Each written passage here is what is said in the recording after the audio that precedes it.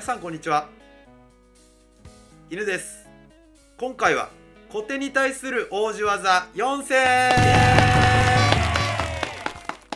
4つにしちゃった。王子技打てたらいいな。誰でも一度は思うことですよね。剣道の技を大きく分けると仕掛け技と王子技、この2つに分けられると。仕掛け技、自分から崩して打ちに行く、積極的なイメージがありますね。アグレッシブでいいですよね。王子技、相手が打ってくる力を利用して打つ。エコですね。それになんか相手の動きもある分かっこよく見えますね。王子技が使いこなせるようになるとこんないいことがあります。1、チャンスが2倍。自分から打つ場面だけでなく相手が打ってくる場面もチャンスになります。相手だって勝ちたいから打ってきます。避けるのも安全でいいかもしれませんが、打ち返すという選択肢を持っていたら、勇気を持ってそこを打ち返せたら1本を取るチャンスは増えますね。2、あなたが使える仕掛け技をより活かすことができる。相手を嫌な気持ちにさせることができます。実際の人間関係ではやってはいけないことですが、勝負事ですからね。何打っても打たれる気がする、今言ったら打たれちゃうかも、こういう気持ちを相手に抱かせた時点で有利になります。こういう気持ちになった相手は打ちたいけどどうしようなどと迷う時間が増えたり、ビビって足が止まったり、手が出しづらくなります。この状態になると何の迷いもない元気な状態の相手を打つよりも楽になります。ありませんか？こういう気持ちになったこと。これを今度はあなたができるようにするということです。さあ、今回は小手に対しての王子技4つ紹介していきます。本当は3つのつもりだったんだけど、あまりにも脳裏に焼き付いて離れないトラウマな技が4つ目にマスターして剣道をもっと楽しくしていきましょう。行ってみましょう。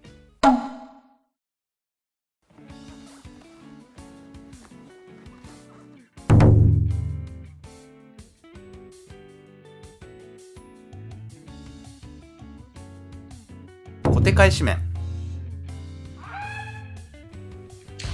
もうね、この技といえばあの人を思い浮かべるのではないでしょうか。せーの、竹之内選手ねえ。世界一小手返し面が上手と言っても過言ではないと思います。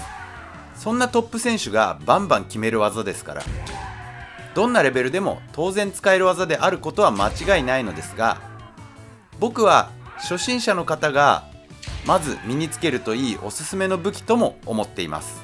非常に使いやすいというか、勝ちやすいというか、勝つイメージをつかみやすい、そんな優秀な技なんではないかなと思います。まず技の仕組みですが、このように決まります。相手が小手を狙って打ってくる。竹刀を横に開くようにして受ける。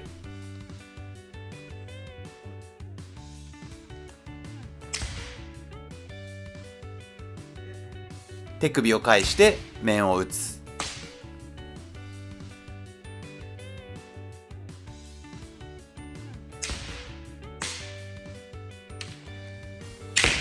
ここからここが早い方が避けられにくくなりますね。ポイントを見ていきましょう。1、受けるときに膝を柔らかくしておき、その場に踏み込む。遠くに打とうとするのは遅くなるし、近くなってしまいます。その場に踏み込んで、打ってから前か後ろに体をさばくようにしてみましょ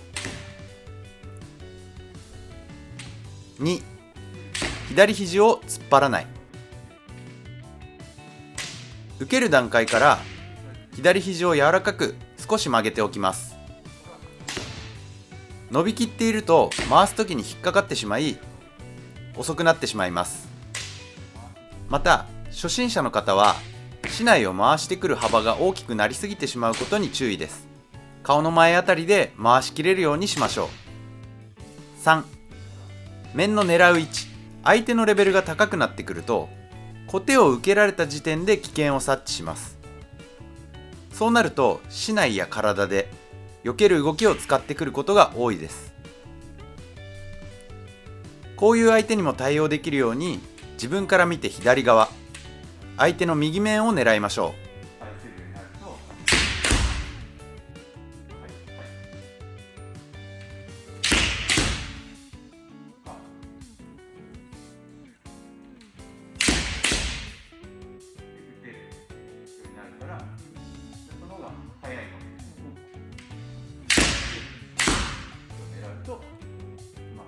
こういうタイプの小手抜き面にも使える考え方です。多少小手を触られたり、下から打ってこられて竹刀でうまく受ける形にならなかったりしても気にせず、ちゃんと打ち切ると面に旗を上げてもらいやすかったりします。ぜひ使ってみてください。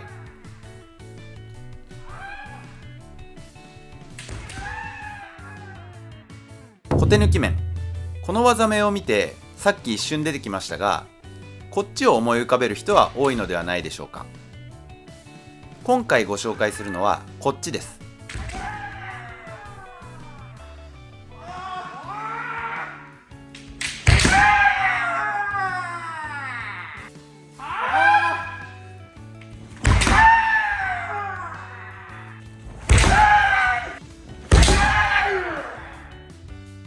小手を打ってくる。竹刀を下から回して面を打つ。こんな感じです。ポイントを見ていきましょう。1、腕を右側にずらす。ここにあったはずの小手を打とうとしたらなくなっているという感じです。こう来るのをこう抜くんです。手はこういう動き。この時に剣先がそっぽを向いてしまうと相手の面を打つのに時間がかかるので、なるべく竹刀は相手の方に向けておくようにしましょう。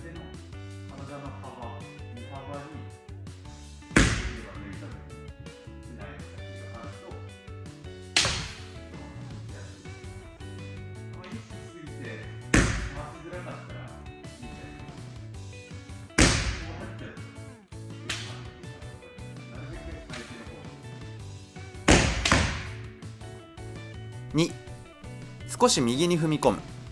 足の使い方ですが、少し右側に踏み込みましょう。これもさっきと同じというか、王子技全般そうだと思いますが、遠くに飛んじゃダメです。相手も近づいてくる分があるから。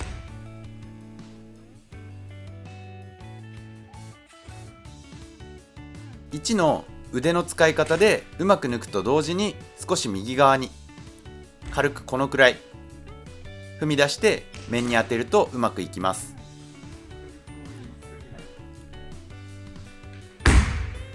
そしてこの技のいい点はここから。相手が小手でも小手面に来ても面に来ても使えるということです。小手を想定していて面に来てしまった時だけ少し難しいですが、やってみてコツをつかんでくればその打ち方もわかるはずです。こういうのを見つけたりできるように何度も練習して試したりすると楽しいですよ。試してみてください。合手面。さあ来ました。この技はファンの方も多いんではないでしょうか。合手面。このね、合がつく技ってかっこいいんですよね。豪快で。合面、合引き面、合手面、合手、いろいろありますけど、決まるととっても気持ちがいいですし、打ち方見ていきましょう。相手が小手を打ってくるのに合わせて小手を打ち相殺します。そこから自分だけ面を打ちます。全然関係ない話なんですけど、個人戦の延長戦で両者反則を1回ずつもらっている状況。ここで両者同時に反則を取られた場合、審判は何て宣告するか知っていますか？相殺始めって言うんですよ。子供の頃に上から見てて、これどうなるんだろうと思って見てたら、かなりレアなケースなのに審判の先生が迷いなくやられていましたね。あの先生が間違ってさえいなければこれで合ってると思うんですけど、間違ってたらすいません。総裁って言葉につい思い出してしまいました。話を戻します。合ゴテ面のポイント。1、小手面の小手を頑張りすぎない。ここ結構つまずくポイントだと思うんですよね。出遅れてはいけないと思って、しかも全力で小手面打ちに行こうとしちゃうんで、こうして力むとタイミングが遅れたり、力んで面を外したりします。相手の小手が一本にならなければそれでいいんです。だからほんの少しだけ邪魔してパクって音をさせないだけでいいんですよ。だからチャンぐらいでいいです。相手の小手の威力を吸収する感じ。だから本当に極端に言えばこれぐらい、こんな頑張んなくても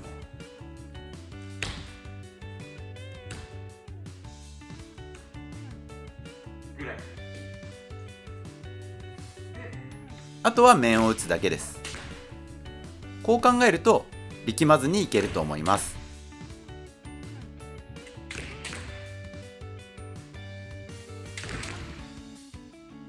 2、足の使い方。左足重心が打ちやすいと思います。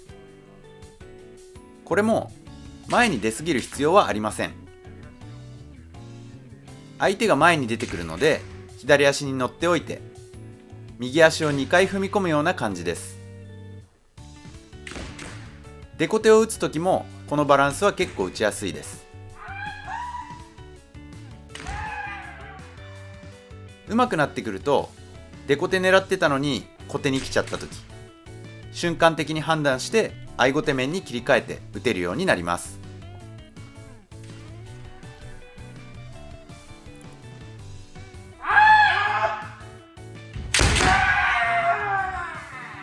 小手すり上げ面、これですよ、トラウマ。中学生の頃の地区大会でこれを得意としている選手に2振りで負けました。試合時間にして4秒ぐらいですか。なぜこれを連続で食らってしまったか、この後の説明で伝わるかなと思うので聞いてみてください。2つのパターンを説明します。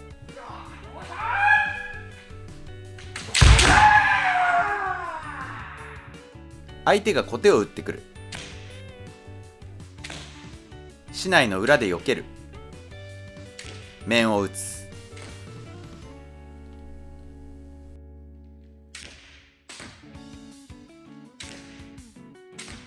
すり上げ面というとこういう軌道をイメージすると思うんですが、今回のやり方はすり上げはしないんですよね。だから形が似ているものにハテナマークをつけました。受け流すっていう方がしっくりくるかもしれません。ポイントを見ていきましょう。1、右手を少しだけ絞る。相手の打突を払い上げるような、すり上げるような、こういう動作はせずに少しだけ軌道をずらすようなイメージです。剣先を相手の体の幅に収めたまま、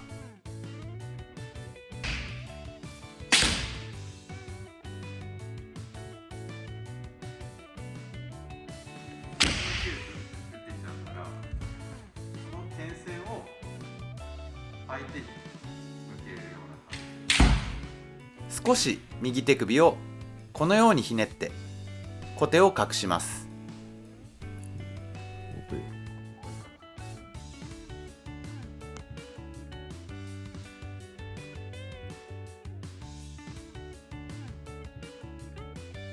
相手の小手打ちは竹刀に当たって流れるので面が打てます。受ける動作も打つ動作もできるだけコンパクトにできるといいです。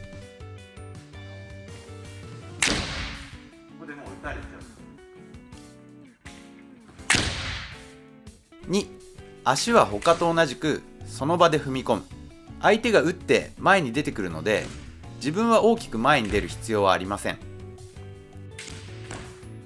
とは言っても相手によって様々なのでこの基本を押さえつつ対応するようにしてみましょう。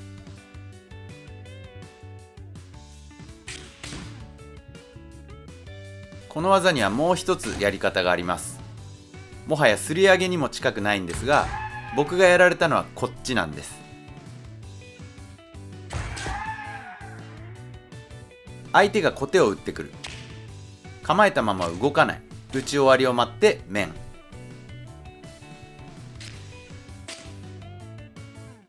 応じる側がやっていることは、ただ構えて打ち終わりを打つという単純なことなんですが、まっすぐ構えている状態なんで小手打ちが不十分に見えやすいんですよね。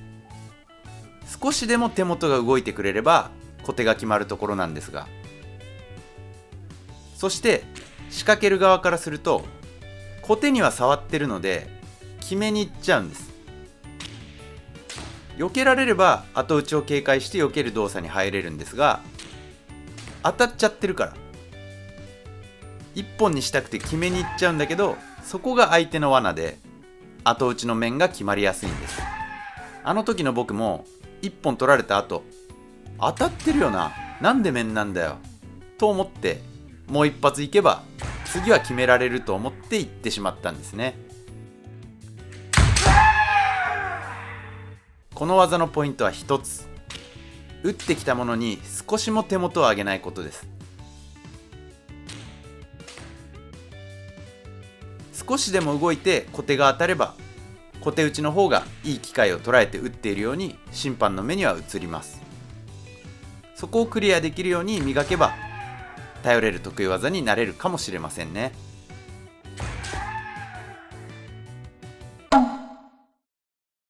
はい、いかがだったでしょうか。今回4つの技を紹介させていただきました。全部できるようになる必要はないと思います。自分に合う、やりやすいと感じる技とか、これかっこいいからできるようにしたいと思えた技とか、そういうものを一つ使いこなせるようになったら十分です。本当に十分なんです。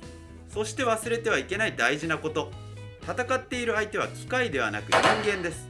心があるから。自分が練習したからといって勝手に小手と打ってきてくれる相手ばかりではありません。相手に打ちたいとか打てると、そういう気持ちにさせることも工夫しましょう。僕がまんまと打てる気にさせられてやられたように。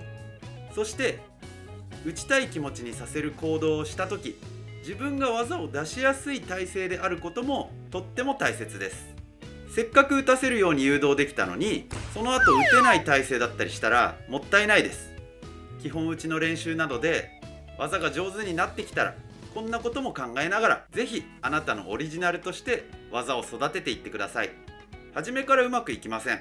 何度も試して少しずつ改善して徐々に感覚が染みついていく過程を楽しみましょう。すぐできないからできるようになった時価値がある。あなただけのオリジナルの技に進化するんです。一つでも新しい感覚や技を手に入れたら前の自分より強くなっているという証拠ですからね。これからも一緒に剣道を楽しんでいきましょう。それでは。